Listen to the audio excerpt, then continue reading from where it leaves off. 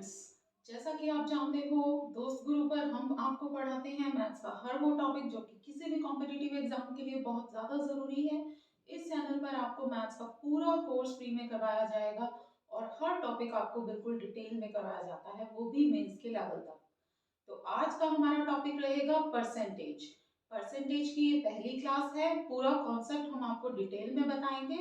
और चलिए शुरू करते हैं आज का कॉन्सेप्ट।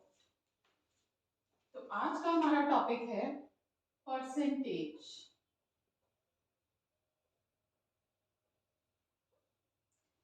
अब सबसे पहले बात आती है परसेंटेज है क्या। परसेंटेज को अगर हम टर्म्स को डिवाइड करें, पर और सेंट, ये दो टर्म से मिलकर बना है। पर का मतलब डिवाइड और सेंट का मतलब 100, यानी नाम से ही क्लियर है।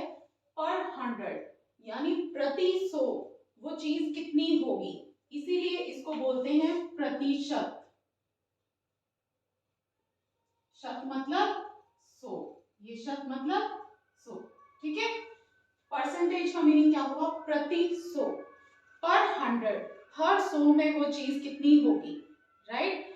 इतना कुछ आपको मालूम भी होगा, लेकिन इसकी डिटेल्स क्या है, परसेंट है क्या।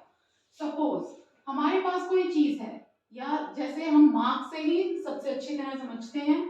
मार्क्स है हमारे पास 40 आउट ऑफ 50, राइट। अब उसने कहा कि 40 आउट ऑफ 50, ये हमें बताने में मुश्किल होती है, राइट। हम इसको परसेंटेज में कन्वर्ट कर देंगे तो हमारे लिए बहुत इजी हो जाएगा समझना कि किसके मार्क्स कितने हैं, ठीक है। कैसे कन्वर्ट करेंगे, अब इसको सीधी सी बात है, अगर हम इसको बोले कि 50 में से हमारे मार्क्स 40 हैं, एक सिंपल सी बात यही होती है। 50 में से अगर हमारे मार्क्स 40 हैं, 1 में से कितने होंगे, 40 डिवाइड बाय 50। और इसी चीज को अगर हम कन्वर्ट करें 100 में से कितने होंगे, 40 डिवाइड बाय 50 इंटू 100, यही होंगे, राइट। तो हमारे 100 में से मार्क्स होंगे 80।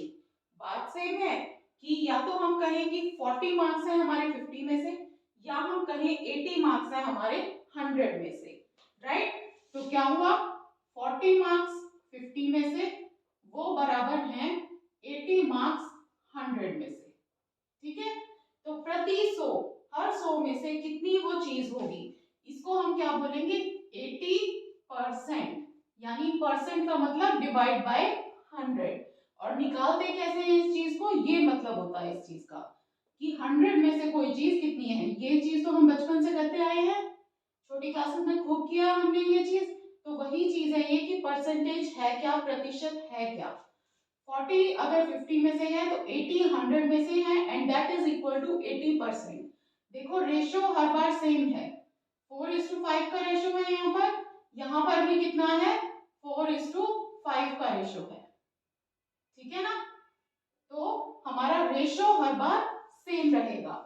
इसीलिए इसीलिए क्योंकि रेशो हमारा सेम है, हम हमेशा क्या कहते हैं कि परसेंटेज और रेशो आपस में इंटरचेंजेबल टर्म्स हैं। किसी भी चीज को हम परसेंटेज में भी बता सकते हैं, रेशो में भी बता सकते हैं, उसी चीज को, सेम चीज को, राइट। अब जैसे हमने कहा कि 40 है 50 में से, या हम कहें 80 है 100 में से, बात वही है। बात क्या है, 4:5, 4:5, बात वही है। इसको लिखेंगे कैसे, 80%। अब देखो आप कहोगे, एक क्वेश्चन दिमाग में आता है कि 100 ही क्यों लिया, ये जो रेफरेंस है हमने 100 की ही क्यों ली। वो इसलिए ली क्योंकि 100 से करना कोई भी चीज आसान है, समझना भी आसान है, करना भी आसान है। अदरवाइज बेस हम 200 500 400 किसी को भी ले सकते थे, लेकिन कैलकुलेशंस थोड़ी सी मुश्किल हो जाती, इसलिए हमने बेस क्या माना, 100%, पर 100, ठीक है। तो परसेंटेज का मीनिंग बहुत अच्छे से आपको क्लियर हो गया होगा कि परसेंटेज का मीनिंग क्या है। पर 100 वो चीज कितनी है, ताकि हमें एकदम से समझ में आए और हमारी कैलकुलेशन भी आसान हो जाए, एकदम से हमें समझ में आए कि पर 100 वो चीज कितनी है।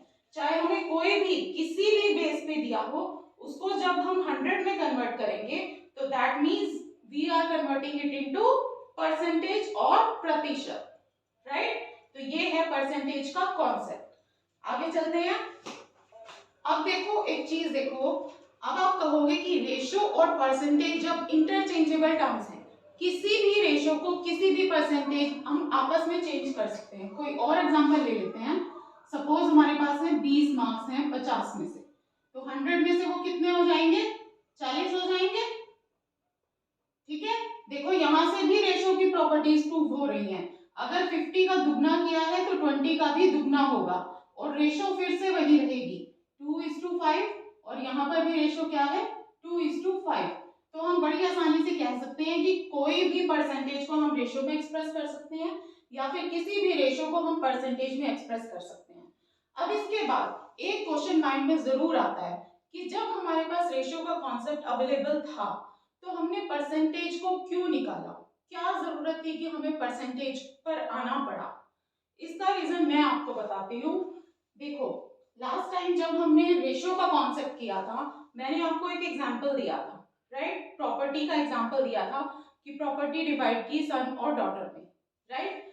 सपोज हमने जो प्रॉपर्टी थी वो सन और डॉटर में इस तरीके से डिवाइड की, 3 हिस्से इसको दिए, 2 हिस्से इसको दिए, राइट?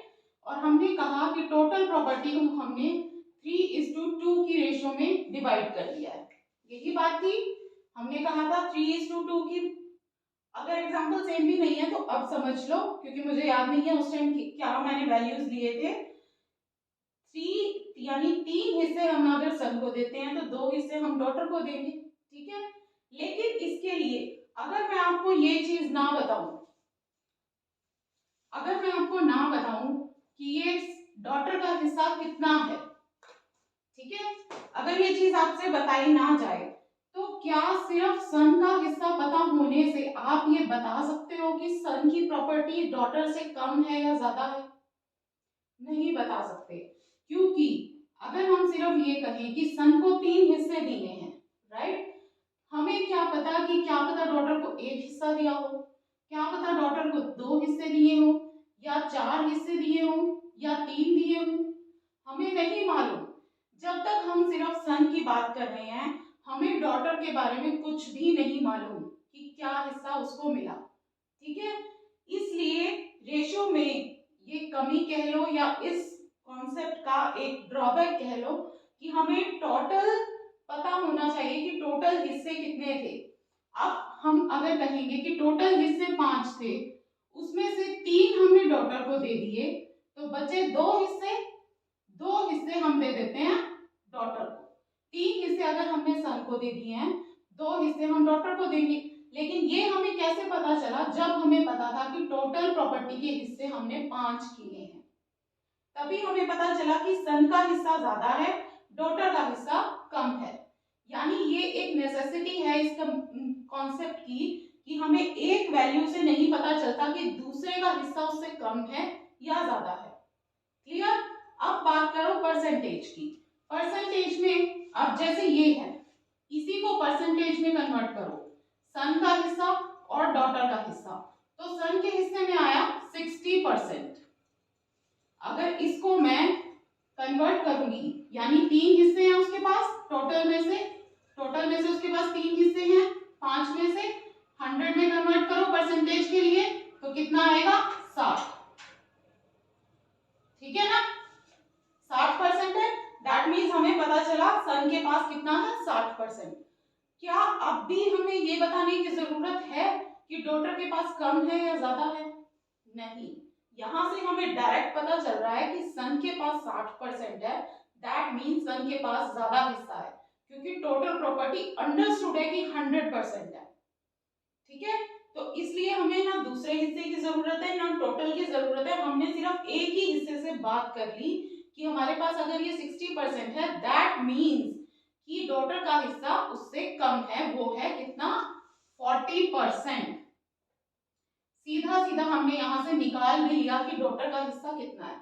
जबकि इस कॉन्सेप्ट में अगर हमें दूसरी चीज नहीं मालूम है या टोटल चीज नहीं मालूम है, तो हम कुछ भी कंक्लूड नहीं कर पाएंगे कि सन के पास ज्यादा है या सन के पास डॉटर से कम है।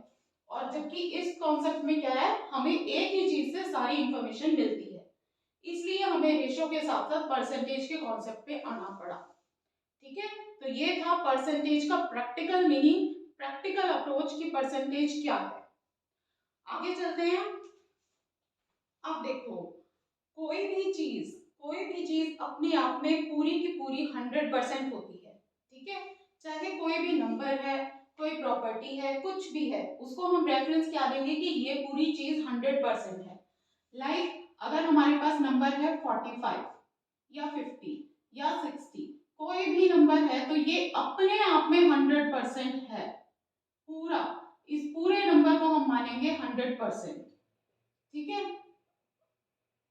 कोई भी नंबर अपने आप में पूरा क्या होता है 100%, राइट। अब उसका, उस नंबर का हम कुछ भी निकाल सकते हैं, 10%, 20%, 90%, 70, 65, 75, कुछ भी निकाल सकते हैं। लेकिन सिर्फ यहीं तक सीमित नहीं है परसेंटेज कि अंडर 100 ही निकालना है, नहीं। परसेंटेज हमारी 120%, 140%, 200%, 500%, कुछ भी निकाल सकते हैं, कोई इसकी लिमिटेशन नहीं है। क्योंकि हम जनरली मार्क्स के इसको कंपेयर करके चलते हैं तो हमें लगता है कि ये 100% तक है, नहीं। एक बिगिनर बच्चा जो होता है वो यही समझता है कि सिर्फ 100% तक नहीं, 120%, 150%, 200%, कुछ भी परसेंटेज हो सकती है, राइट। अब कोई भी नंबर लो, सपोज हमारे पास है 50, राइट। ये अपने आप में क्या है 100% है। अब 100 से कम की वैल्यूज हम बाद में डिस्कस करते हैं कि 90% क्या है, 80% क्या है। पहले मैं आपको बताती हूँ 100 से ज्यादा की वैल्यू 100% है, उसके बाद है 200%, देन है 300%, देन 400%, देन 500%। इन सब का मीनिंग क्या है? जब हम कहते हैं कि कोई चीज 100% है, 200% है, 300 है, इन सब का मीनिंग क्या है? ठीक है, बहुत जरूरी है ये चीजें हमारे बिहेवियर में आना, क्योंकि क्वेश्चंस में तो हम सिर्फ थ्योरी करते हैं, राइट। लेकिन प्रैक्टिकली हमें पता ही नहीं है परसेंटेज है क्या, वो चीज मैं आपको क्लियर करना चाहती हूँ। आप देखो 100% अगर कोई चीज है तो वो अपने आप में खुद है, एक गुना, या फिर ये कहेंगे कि वो चीज खुद ही 100% है। तो 50 का 100% क्या होगा 50, कोई भी नंबर अपने आप में 100% है। अब जब हम कहेंगे कि 50 का 200% हमें निकालना है, तो इसका मतलब क्या है? इसका सीधा सीधा मतलब है कि 50 का 2 गुना करना। 200% मतलब 50 का 2 गुना, या फिर जैसे 100% में वो 1 गुना था, 50 का 2 गुना होगा 200%। इसको हम अगर निकालने भी बैठेंगे तो आप क्या करोगे? 50 मल्टीप्लाई 200 अपॉन 100, क्योंकि परसेंट का मतलब क्या है डिवाइड बाय 100, और ये फिर से क्या रह जाएगा 100। 50 का 2 टाइम्स, यही मतलब है ना, खोलकर भी मैंने आपको बता दिया डिटेल में। तो आगे से हम कभी भी 200% की बात कर रहे हैं तो दैट मीन्स कि उस नंबर का दुगना। अब ये कंफ्यूज होने की जरूरत नहीं है, यहाँ पर निकालने की जरूरत नहीं होती, सीधा सीधा कि दुगना, सीधा 200% का मतलब दुगना दिमाग में आना चाहिए। इसी तरह 50 का 300% मतलब उसका 3 गुना, इस नंबर का 3 गुना क्या होगा 150, सीधा सीधा 300% मीन्स 3 गुना, 400% मीन्स इसका 4 गुना, इसी तरह 500% मीन्स उसका 5 गुना, ठीक है। ये वैल्यूज होती हैं हमारी। अब इसको हम कहीं तक भी ले जा सकते हैं, इसी तरह चलेगा। अगर हम कहें 1400%, सीधा सीधा उस नंबर का 14 गुना, राइट। कितना हुआ 7000, 50 का 14 गुना, ठीक है ना।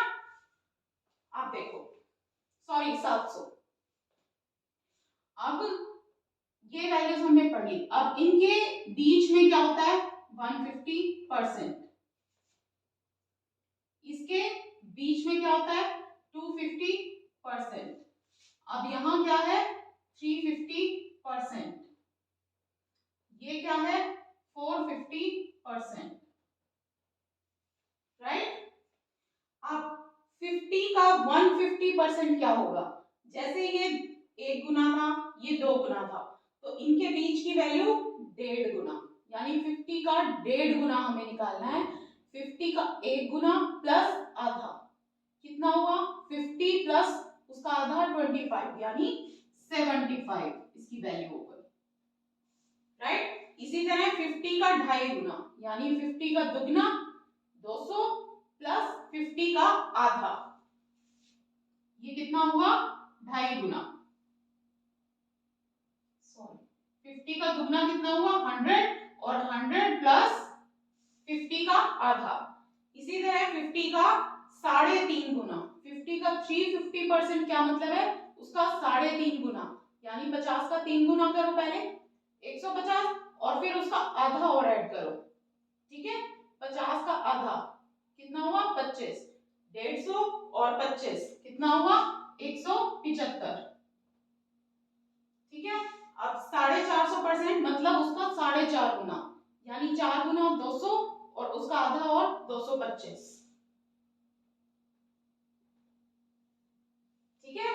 तो ये है हमारा परसेंटेज का कॉन्सेप्ट। अब किसी भी वैल्यू में आपको आगे से कंफ्यूज होने की जरूरत नहीं है, हर बार इनका मतलब यही रहेगा 1 गुना 1.5 गुना 2 गुना 2.5 गुना 3 गुना 3.5 गुना 4 गुना 4.5 गुना और 5 गुना, इसको आप कहीं तक भी ले जाओ मीनिंग यही रहेगा।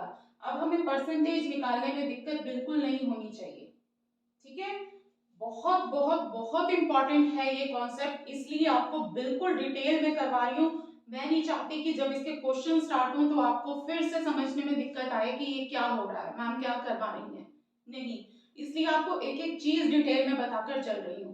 फ्री कोर्स में आपको शायद ही कोई इतनी डिटेल में बताएगा, आप कोई भी वीडियो चेक कर सकते हैं, कोई भी क्लास चेक कर सकते हैं, फ्री कोर्स में आपको इतनी डिटेल में कोई भी नहीं करवाएगा, ठीक है। और आपको इतनी डिटेल में इतना ये कॉन्सेप्ट इसलिए करवा रही हूँ क्योंकि ये चैप्टर बेस है। अगर ये चैप्टर क्लियर हो गया तो ये समझ लो कि आपका मैथ्स का 50% काम तो आपने यहीं पे डन कर लिया, ठीक है। ये आपका बेस बना रहा है। रेशो और परसेंटेज दोनों ही बहुत बहुत ज्यादा इंपॉर्टेंट चैप्टर्स हैं। आज की क्लास बहुत ज्यादा इंपॉर्टेंट है, बिल्कुल स्किप मत करो, बेशक 2 बार 3 बार 4 बार वीडियो को देखो बट क्लियर करो इसको, तब हम क्वेश्चंस की तरफ बढ़ेंगे और आपको समझ भी आएंगे और बहुत जल्दी 5-10 सेकंड में हम इसके क्वेश्चन सॉल्व कर पाएंगे।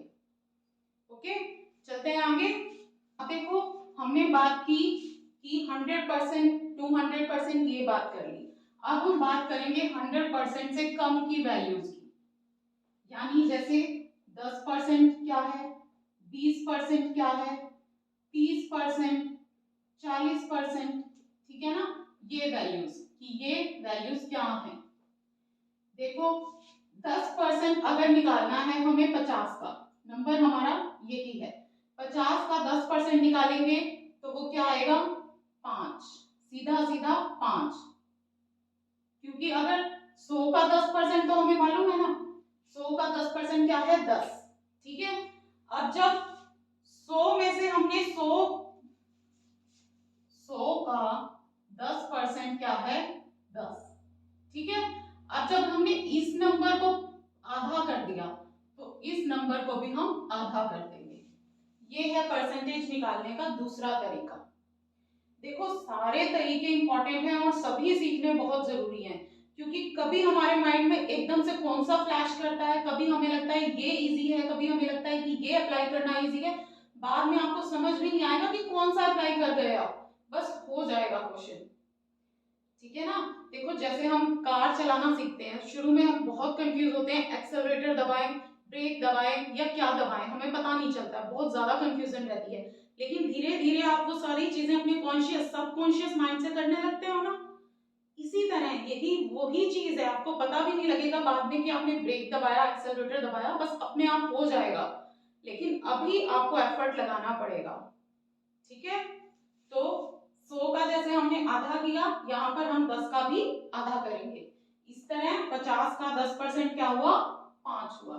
अब 50 का अगर हमें 20% निकालना है तो क्या होगा 10 होगा, 50 का 30% 15, 50 का 40% 20, 50 का 50% तो हमें पता ही है कि आधा होता है 25, और इसी तरह हम कहीं तक भी ये वैल्यूज निकाल सकते हैं, ठीक है, राइट। और ये तो हमें सीधा भी दिख रहा है, हमें सीधा भी करना आना चाहिए कि मल्टीप्लाई करेंगे, जो हमने ये तरीका किया 5 दिए 15 5 चौके 20, 5 पंजो पंजो 25, 5 दूनी 10। ठीक है, किसी भी तरीके से किसी भी मेथड को फॉलो करके, लेकिन एकदम माइंड में फ्लैश होना चाहिए वो। ठीक है, तब आपकी स्पीड डेफिनेटली इंक्रीज होगी।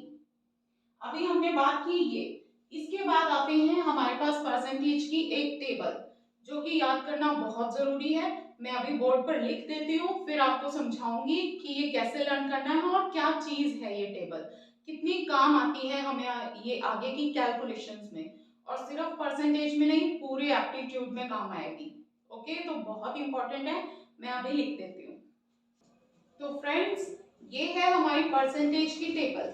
इसको आप स्क्रीनशॉट ले लो, या फिर लिख लो, या जैसे भी आपको ठीक लगे। ये बहुत बहुत बहुत इंपॉर्टेंट टेबल है, इसको हमें 100% लर्न करना ही करना है। रट लो इस टेबल को, क्योंकि हर जगह कैलकुलेशंस में ये आपके बहुत ज्यादा काम आने वाली है। फिलहाल मैं इसको आपको डिटेल में समझा देती हूँ कि ये टेबल है क्या। देखो, सबसे पहले तो हमारे पास चीज है 1 by 1, 1 divide by 1, that is 100%। कि कोई भी चीज अपने आप में क्या है, वो पूरी 100% है, इसका मीनिंग ये है। ठीक है, अब 1 बाय 2, अगर उस चीज के हम दो हिस्से करेंगे तो 1 बाय 2, एक हिस्सा क्या होगा 1 बाय 2, और वो किसके इक्वल होगा 50% के, राइट। ठीक है, या फिर इसको हम क्या कहेंगे 0.5 के, क्योंकि 50 डिवाइड बाय 100 दैट इज 0.5। ठीक है, अब अगर हम कहें कि 1/3, अगर किसी चीज के हम 3 हिस्से करेंगे, 1 डिवाइड बाय 3 करेंगे, तो एक हिस्सा 33.33%, राइट, और इसको डेसिमल्स में लिखेंगे तो 0.33, राइट, ऐसे होगा। फिर 1/4, किसी चीज का 1/4 25%, या फिर हम कहेंगे 0.25। ये सिर्फ डेसिमल में कन्वर्ट कर रही हूँ और कुछ नहीं है, राइट। ये चीज तो अपने आप ही 1 हो जाएगी, इसमें तो कोई डाउट नहीं है। 1/5 दैट इज 20% होता है, और 20% का मतलब क्या है 0.20। अब देखो, अपने आप भी आप सोच सकते हो कि किसी चीज का आधा करेंगे तो 50%, किसी चीज के 5 हिस्से, 100 के 5 हिस्से करेंगे तो एक हिस्सा कितना होगा 20% का होगा, राइट। डेसिमल्स में कन्वर्ट करेंगे तो 0.20, 1/6। अब देखो, ये पूरी टेबल हमें लर्न करनी है, यहाँ तक तो आपको लर्न होती भी है, लेकिन ये सारे ही लर्न करने हैं, क्योंकि कैलकुलेशंस में जहां भी हमें दिखेगा 1/6 होता है ना, कितनी बार कि कोई भी चीज है 45 इंटू 1/6 है सपोज, तो हम इसको डायरेक्टली क्या लिखेंगे 45 इंटू, ये तो जैसे कट जाएगा, लेकिन एक एग्जांपल दे रही हूँ, तो फिर इसको हम सीधा सीधा लिख सकते हैं, ये पूरे डेसिमल्स तक हम आंसर में पहुंच सकते हैं, हमें कुछ करने की जरूरत नहीं है। अदरवाइज हमें क्या करना पड़ेगा, यहाँ पे डेसिमल्स में निकालना पड़ता। डेसिमल में आंसर अगर दिया हुआ है, पॉइंट्स में आंसर दिया हुआ है, तो सीधे सीधे हम इसको इस वैल्यू से रिप्लेस करेंगे और अपनी कैलकुलेशन कर लेंगे। ठीक है, तो इस तरह से ये चीजें कैलकुलेशंस में बहुत ज्यादा काम आने वाली हैं, तो ये आपको रटनी ही पड़ेगी, इतनी टेबल आपको करना ही करना है, राइट। तो 1/6 कितना है 16.66, और इसको हम क्या लिख सकते हैं 0.166। 1/7 कितना होता है 14.28।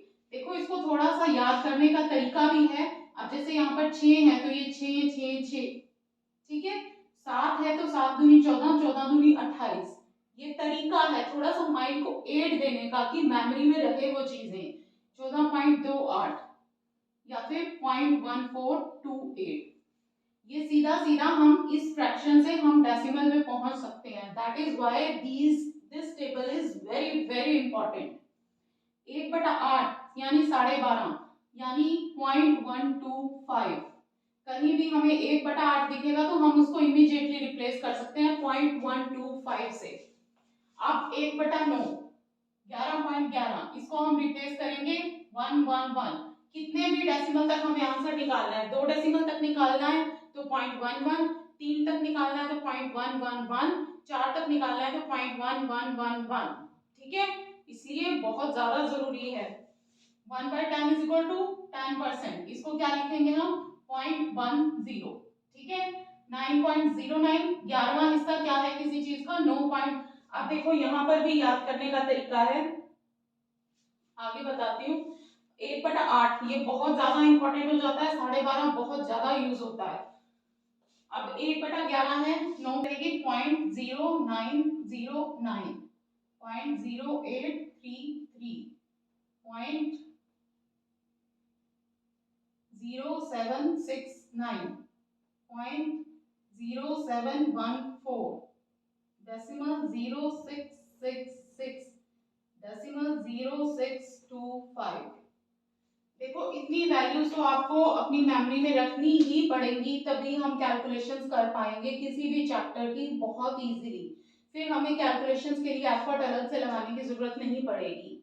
अब देखो कुछ वैल्यूज तो हमें ये 1/12 बहुत ज्यादा जरूरी होता है, बहुत ज्यादा यूज होता है। 1/11 में जैसे 9.090909 ये सीरीज चलती है, इसी तरह 1/11 के साथ हमारी 1/9, 9 में यहाँ 11 है, 11 में यहाँ 9 है, 11.1111 ये सीरीज चलती है, राइट।